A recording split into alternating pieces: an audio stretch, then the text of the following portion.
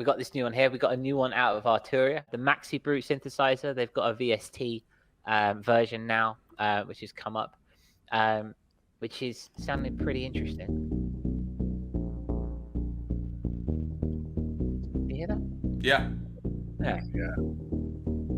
Matrixbrute is an absolute beast. I mean, if you don't believe me, dig out the video of Paul Hartnell from Orbital. It's a monster sounding synth. It really is, and it's characteristic as well. It's I'm quite excited about a software version of it because it's a particular sound. It's got its real own identity.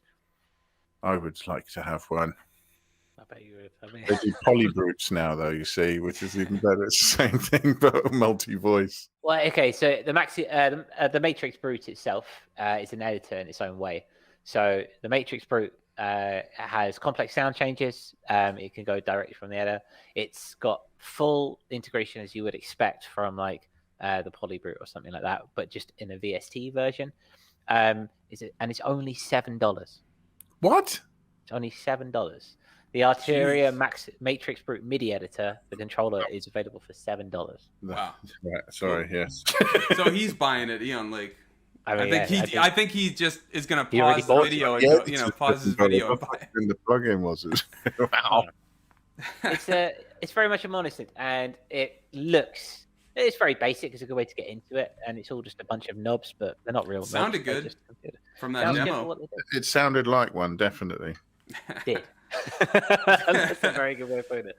Sounded like one. And for $7, I'm just I think that might be not too bad at all. Not bad at all.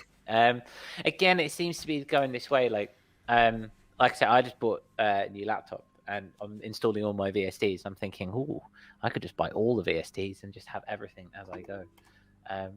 But we'll have to see where that goes. So yeah, that's the Matrixbrute. Yuhi, the wonderful, wonderful people at Yuhi. Have you seen what's going on at Yuhi? I'm going to right now, I think. In theory. Please enlighten us. So as some of us know, or you might know, Hans Zimmer is an absolute fan of Yuhi. He loves them. And his favorite, he came out the other week or the other month and said that his favorite VST that he uses is the Zebra. Yeah, that's the one where you can just drag sections of synth into the sort of chassis and build a synth of your own with the number of LFOs and oscillators and stuff you want, right? Very much so. Yeah, very much so. So he's been working. It's a very versatile synthesizer in its own right. And he's been working with Yuhi to create the Zebra 2, which is specifically for cinematic kind of sounds, which is really interesting. Cinematic kind of sounds there. I don't know if you guys have used the Zebra or the Zebralet. There's lots of spiky sawtooth sounds. It's very good for EDM, that kind of thing. Yeah. It's very rough. It's a very rough sound. The Zebra 2, from what the introduction has said, or has kind of given us, it's very cinematic. Like I say, Hans Zimmer, classic. Zimmer-esque. Zimmer-esque, very much so, yeah. Very much so. And yeah, so we've got lots going on here. I mean, yeah, that is very orchestrally.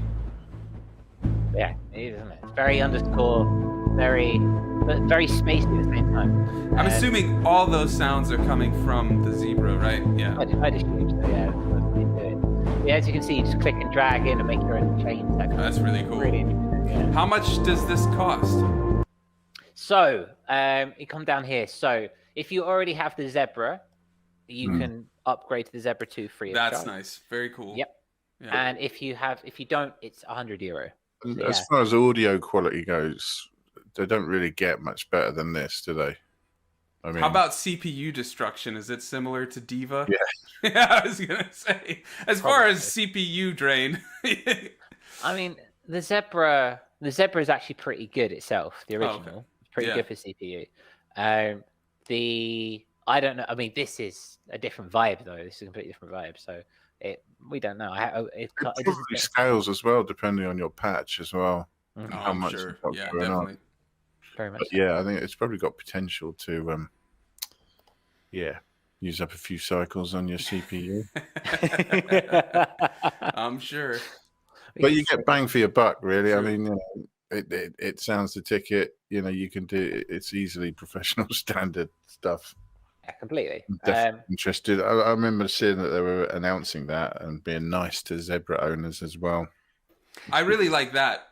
It reminds me in an opposite way of like the Strymon, all Strymon pedal owners of the Big Sky don't get the nice plugin or an upgrade path for the plugin, but here... Oh, a discount is nice. Yeah, that's what I'm saying. Even like an upgrade path, like, so if you own it and you have it licensed, you get it for $100 or something. But here it's just like, hey, if you already own Zebra, you get all of this. If you've got anything of ours already, that'd be nice, wouldn't it? It would be, yeah. You hear a great company, just full stop, really. I mean, they give a lot of stuff out for free, and the stuff that you do buy is relatively, it's not overly priced for decent sound quality, and they are, as far as I'm aware, I don't know about the Diva somewhat, but I mean, you can just move them between. You can just move them. There's like multiple licenses and that. They're not very restrictive. I would assume it's the same. I mean, I've only activated them on one computer, so I'm not sure, but I would assume if they do it one way with a bunch of synths, it would be with all of their stuff. Yeah. I don't know if you remember like the early days of VSTs where you would listen to one and you think, oh, it sounds all right in isolation. You put it in some music and find it just sounds flat or a little bit sort of grainy or just, you can tell it's a VST. And it was like people like this that led the charge that nowadays, you think, is it hardware? Is it software? I'm really not sure. Doesn't even matter now. Exactly. Yeah. I mean, and especially if you want, a big thick sound with a million notes playing at once, software actually lends itself to it better. And you don't have to sacrifice on the quality anymore. And it was companies like this that really sort of pioneered that, I think. So if you like that clip, consider checking out our full live stream Audionautic Deep Space Network on YouTube, Spotify, and on Apple Podcasts. Yeah, and you can also join us for the live stream of said podcast at 7 p.m. UTC, 11 a.m. Pacific. Wonderful, yes. And finally, we have got the Audionautic Radio playlist, which is down in the description below. All the latest and the greatest of the underground electronica world that you see there. Fantastic stuff. Yeah, if you're looking for some new music or checking out some of the newest in electronic music, head to that link in the description, and we will see you in the next ADSN. Thanks for watching.